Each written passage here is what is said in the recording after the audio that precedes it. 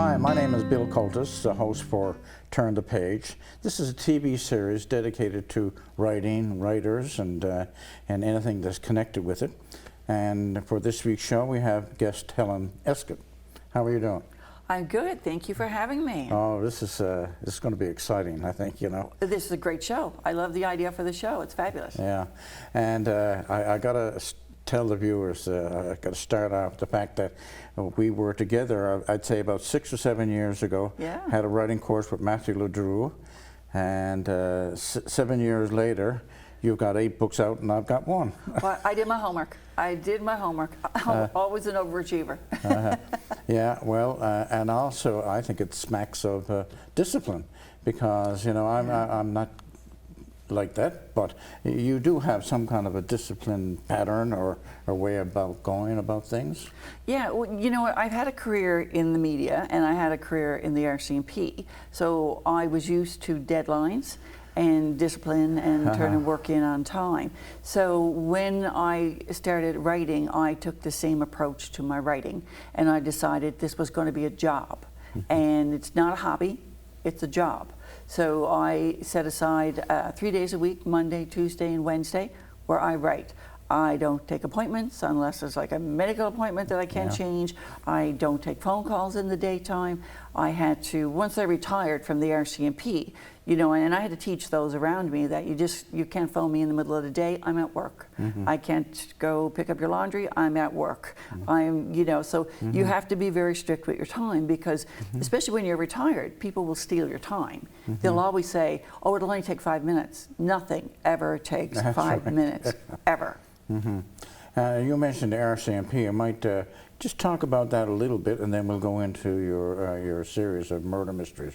What did you do at the RCMP? So I was the senior communications strategist for Newfoundland and Labrador. So my job would be internal communications, external communications, you know, and working with the media and developing newsletters and programs and public relations. And so yeah, it was a great job, a lot of fun, loved every day of it. Yeah, and plus you had that connection with the RCMP, period. You know, they were a police force. Yeah, and I got to, it was the perfect storm of careers, because what I found out was that the questions you ask as a reporter are the exact same questions you ask as a police officer. You're just doing different things with the answers.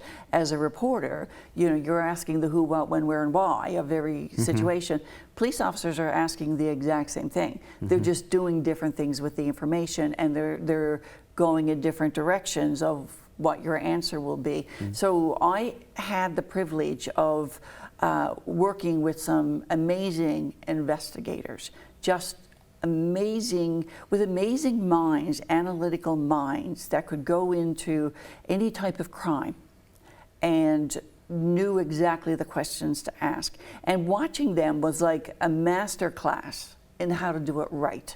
So I took that and turned it in, when I retired, I turned it into how to write crime thrillers, because my crime thrillers are written from inside of policing. Oftentimes I'd read crime thrillers and I can tell right away the person's never worked in policing, because they're, you know, they're doing things that, you know, one, are not, couldn't be done in Canada, and two, it's not how police officers would act. So I run each book, and there's 5 books in my operation series, I run each one like it's a real police investigation. And I do it out with a timeline, and I do the suspects and the questions exactly as they would be done in a real police investigation. Did you ever follow a police officer, or a couple of police officers or whatever, on an actual, let's say, homicide or something like that? Oh, all the time. All the time. Oh, really? Because see, as the communication strategist, I would be attached to all operational files. So I would have to go out to, you know, join the Heart investigation out in Gander. I would be out there for 6 weeks, join other investigations. So I would be around the province all the time. And it's the same as, you know, you would call out the dog guy, or you would call out ident, you'd call out media and communications. So I would often be out there, yeah. So I always had a front row seat to history, what was being done. Yeah. Now you got 5 operation books. Did you intend to do 5 at the start, or you just said, I'm going to have a crack at 1? You know what, it happened. It's just, you know, I spend at least 3 days a week alone in my office, isolated, and all my friends are make-believe. So when I started with the first book, Operation Wormwood, I didn't even know if I could finish that. So when I did finish it and it was published, I was quite shocked. I was shocked as anybody else. So and it did so well. It was, you know, it was nominated as one of the top 5 crime thrillers in Canada in 2019. So that was amazing. So that gave me the confidence then to go forward with the next book. And I'm always thinking of the next book. I'm always, you know, people think that when I say I write 3 days a week, I'm not sitting there 8 hours a day just continuously writing. That means I'm interviewing subject matter experts, I'm doing research, I'm out at the library, the archives, I'm out looking for information and all the time. So it's not 8 hours a day of writing. I wouldn't want anybody to think that's what they got to do. My books require an awful lot of research because I have to have it right. That's right. You know, I have a lot of police officers who read my books, and I'll get messages from them saying, you know, that was a great investigation. That was really good, what you did there. So, and that to me is the biggest compliment. That's better than any award. When a police officer says, good investigation, that's better than any award. So, yeah, so a lot of that 8 hours a day, 3 days a week, is research. Right. And writing is actually very little in that time because I have to take that research back, I have to analyze it, and that's what I did with the RCMP, was a lot of research. So I'm used to doing that, and I want to make sure it's right. Like, you know, like with Operation Masonic, when I'm talking about Freemasonry and their history in Newfoundland and Labrador, that has to be right. I don't want a Mason reading that and say that's not true. Yeah. You know, I want them to say, yes, that's, you know, I've had a lot of Master Masons read Operation Masonic who said, you're spot on, you got it absolutely right. But that comes down to interviewing the subject matter experts and doing the research properly. And I remember too about the, at the Matthew Ledoux class, it's just like, you've been thinking about this for a while. At that stage in the game, you hadn't written or completed a book. And it's just like, Matthew, I've always had this, and I want to get it out and get it moving. How long was that, like the first one, mulling around in your head before it came? Well, the first one was probably about 10 years, to be honest. Really? Because when I was in the RCMP, I couldn't write the book, and it was never an intention to write the book. So that came from, what happened was, somewhere in the middle of my career in the RCMP, I was diagnosed with severe PTSD. So I had to go. One thing the RCMP does right is they insist that you go on to a psychologist or psychiatrist to deal with this after certain operations if you need it. So I was kind of tagged to say, you need to go and have a chat. So I did, and I was thinking, oh my God, what's this going to do? Well, when I went in, I actually had very brilliant conversations with this woman who was an expert in talking to you know, people who worked in policing and the military, and we had fabulous conversations, and I start to look forward to them. And one of the things she would say to me is, write down your thoughts, and you're having night terrors, write down the tears. If you're having, you know, paranoid situations, write that down, and, you know, keep a notebook by the side of your bed. So I did. So that was over 10 years of keeping notes in a file. Wow. So when I retired, I put all that in a box in my basement, and then one time we had a hurricane, my basement flooded, and I had to take everything up. And then while I was going through all the stuff, I found the box, and I found this folder and took it out and started going through it. Wow, and I'd forgotten a lot of this stuff. Yeah. And when I was going through it, I had it all out on the floor. And my husband was like, my goodness, what are you doing? Is that all, you know, to be shredded? And I said, no, this is a book. This is actually a book. I accidentally wrote a book. So I started putting it together and doing more research and interviewing more people and start to fill in. There was a skeleton to a book. And then I spent the next year and a half filling in the muscle around that skeleton until I had a book and was able to send it to Flanker. Yeah, I'm always amazed at that. I'll ask people about how did you get into writing, that kind of stuff. Interesting thing happened to myself. I did a writing course at university, wrote a couple of things, and Lisa Moore, the professor, said, well, why don't you write a novel? So I started writing it, and it just came out of me like that. Yeah. And when I said that to my wife. You know, she noticed some of the things. She said, you know, Bill, you wanted to write this book about 45 years ago. I said, I beg your pardon? And she came out, I swear to God, she came out with 3 drawings that my brother did, sketches of the Beothuk. And she said, in your book you have a lot about the Beothuk, and those sketches you did, you know, you were thinking about this story 45 years ago. And as they say, life gets in the way, so I did stuff. And but when I got writing, it was just like, oh, back there, and it just come true. It was amazing. Yeah, and it's one of the things, you know, I teach a course called The Art of Murder, How to Write a Murder Mystery. And it was actually directed towards high school students to get them, for one, to start them reading, and 2, reading local, and 3, starting to write, because we need future storytellers. Right. You know, we're an island of storytellers, but I fear sometimes that we're not putting the emphasis on that in the high school system anymore. So I teach this course, and I teach it at libraries for older folks too. But I always do courses, and the one thing I say to writers when young writers approach me and say, look, how do I start? I say, go to a book, go to a course. And you know, I'm glad you mentioned Matthew LeDrew. I did his course, I think, 4 times when I wrote Wormwood. I did, you know, and it was the same course, but I did it 4 times to complete Wormwood, because I had to turn in work, and I was getting, it was a small writing group, as you know, and we were, you know, critiquing each other's work and reading it. So I got a lot of good feedback, and then I started doing the creative writing certificate at MUN, and I also did a course with Lisa Moore, who's fabulous, and some other really talented writers and people in the industry, and I learned a lot. And you know, I did poetry and screenwriting and playwriting and fiction, and I had, you know, my husband would say, well, why are you doing poetry? And I'd be like, because as a writer, I need to get outside my own box that I'm comfortable in. I need to learn to write differently. I would like to know how to write a screenplay for my book. I'm interested in writing plays.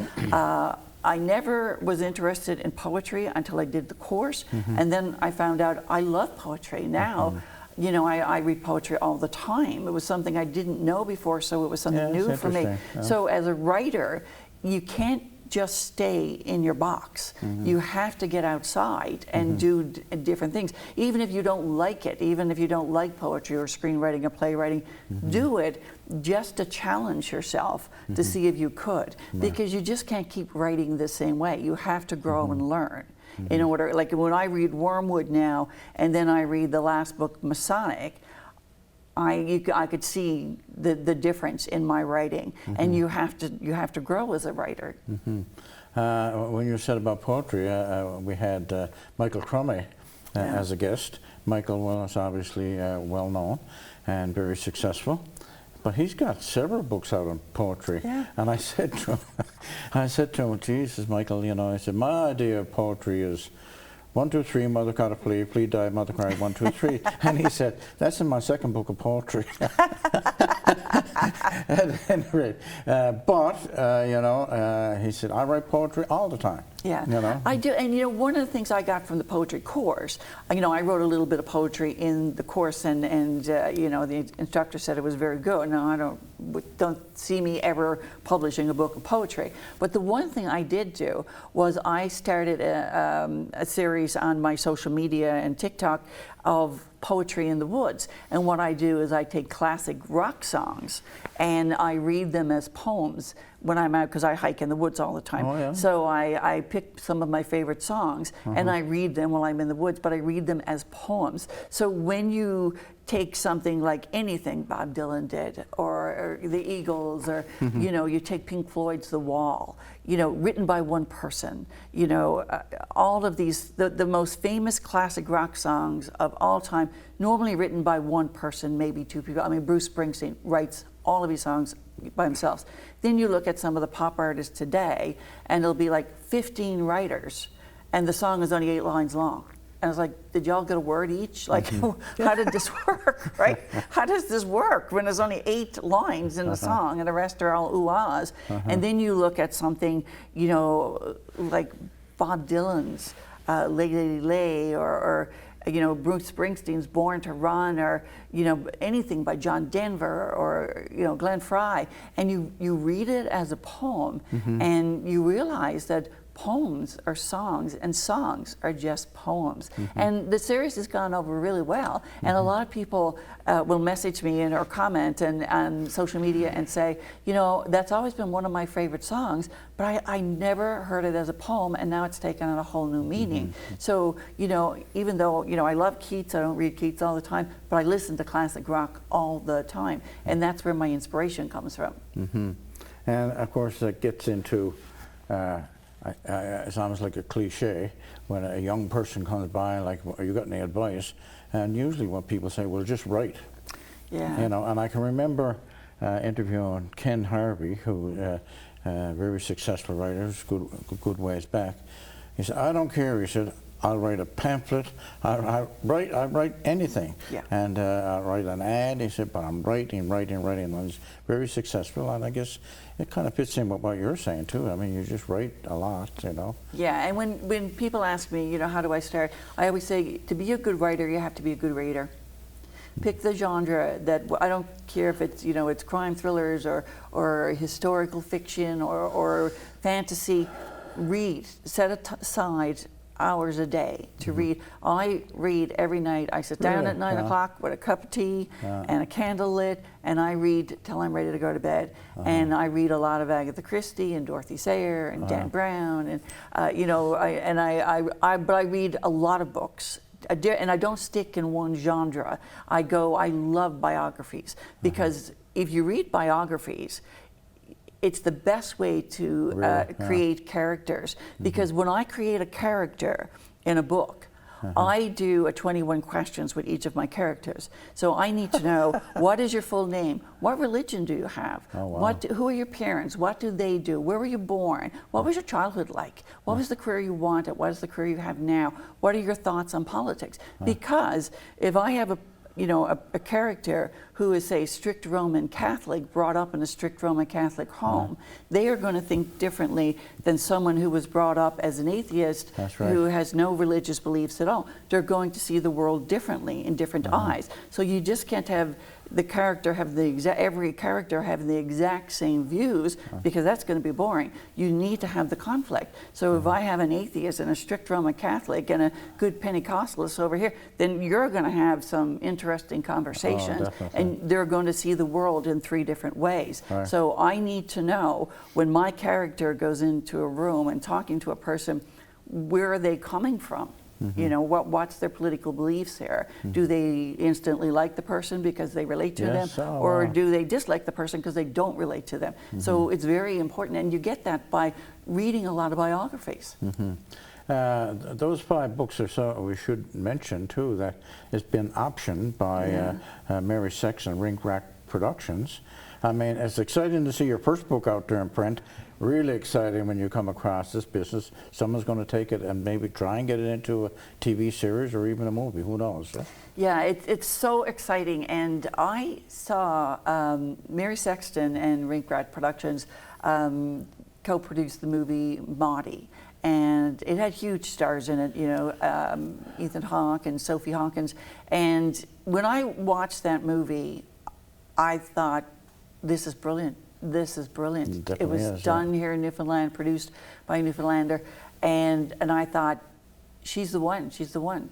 You know, that's going to be the one for me.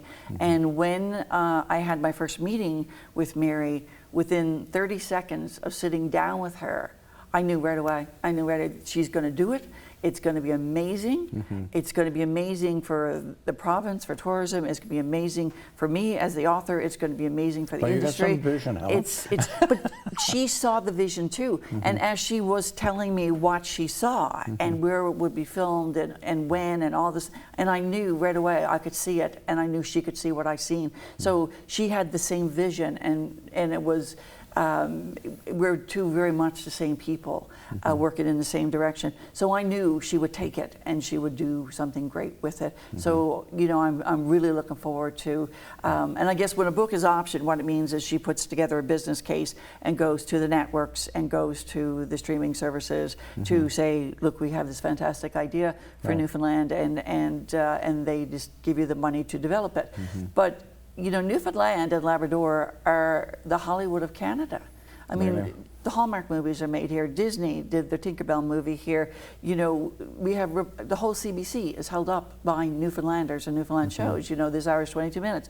Newfoundlanders is, you know, Republic of Doyle, Hudson and Rex, Son of a Critch, all done here in Newfoundland. That's the whole CBC. So it would make good sense. We have the talent, we have the resources. This is not the pipe dream that it was 10 or 15 years ago. That's right. Now it's a very real possibility. I've heard it several times. When I had my own company, I was promoting documentaries and producing documentaries. Newfoundland, they'll come down and say, Newfoundland punches above its weight all the time. All the time. You know, it's just, it says a lot about us, what's going on now. And, you know, it's true enough, you know. Well, we're an island of storytellers, you know. Everybody on this island, when they get together with their families, there's someone who tells the jokes, there's someone who tells the stories, there's someone who sings, there's someone who dances, someone writes, someone paints. There's, I don't know if there's something in the water here, but we're special in Newfoundland, and probably because of being an island and isolated and having this rich history. We all come from Ireland and Scotland and England. You know, they all came over with the ferries and created us. And we are just this wonderful melting pot of creative people. And, you know, I don't know anybody who doesn't have any talent here. It's everybody has something they're good at. And I think that is just in the nature and DNA of being a Newfoundlander or Labradorian. Yeah, and sometimes they do odd things. I say that because my wife is in hospital now, and she will soon be released. I went to visit her yesterday. I came in, this woman came in with a backpack. She opened it up, here was an accordion. Yeah, see? So she just sat down, or her husband came in actually, and he started playing gently. Yeah. You know, and I said, by Jesus, kind of like only in Newfoundland, but I just a nice touch, nice thing to happen. And but before we run out of time, something that I remember when you launched your first book, and it was at Chapters, and I just noticed yourself, you stuck out, and then I think there was 3 retired female RCMP officers in the audience. But I just noticed a lot of young girls and their teenage girls, right? And I looked at them, I looked at you, and I looked at the RCMP officers, and I said, you're a role model for these young girls, right? You know, do you ever think about that you are a role model, or it just sort of is? Oh, thank you for that. I appreciate that.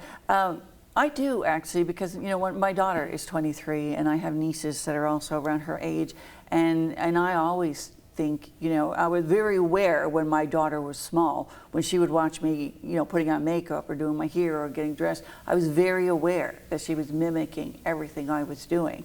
And so I always wanted to present myself as someone who she could aspire to be, and I would want her to be. And so, yes, I speak to a lot of young girls about that, is that, you know, it's unfortunate. I read a story one time about, you know, young women turning away from education. And it said that out of this survey, they interviewed 100 young girls between the ages of 14 and 18 and said to them, if you could be famous or you could be smart, which would it be? And 70% said famous. And I thought, that is so sad. That is, if this is what we're teaching young girls, you know, this is very sad. Yeah, because, exactly. you know, my generation fought to have our rights, and, you know, women weren't allowed to be in policing until the mid-1970s. I was born in '63, so I didn't grow up with a Barbie doll in a police uniform. My Barbie doll was a teacher or a nurse or a wife. That's all. There were no more than that. Right. So we didn't have that option. So I'm very aware when I'm talking to young girls to don't take your rights for granted. They're not that old. That's and right. you know, it was only 1964 before a woman could open a bank account without having a man's signature. And I don't think this young generation really appreciates that. So, you know, when I wrote Operation Vanished, I go into the history of women's rights, and I talk more in depth about that. But yeah, I'm always very aware of that. So I have a new book coming out in July called We Will Meet Again, and it's the story of 4 women. And so it just made me think of it. And in the book, there's only 4 women, and they're of the same same family. It's the great grandmother, grandmother, mother, and daughter. And it starts out with World War II, and we lost a generation of men in World War II. And what happened? Women left behind were left to keep the home fires burning, and they made it sound like it was such a great thing, but it wasn't, because these women, if your husband died in the war, you had a little pension, but you couldn't open a bank account, you couldn't get a mortgage or a car or apartment or anything else. If you had 6 or 8 children, you had to farm them out. There's people today finding out because of ancestry kits, finding out their parents are really their aunt and uncle. So this story is the story of these 4 women and how generational trauma gets passed down through families until one person turns it into generational strength. And it takes those generations. I say that because my wife's a feminist. We had 3 daughters. Our oldest daughter, she's a welder and a sculptor. She worked with the bronze foundry. Just sculpted an image of Armine Gosling, who helped get the vote for women into 1929. How fantastic. That was sort of a result of my wife's, her way, the way she looked at things. Yeah.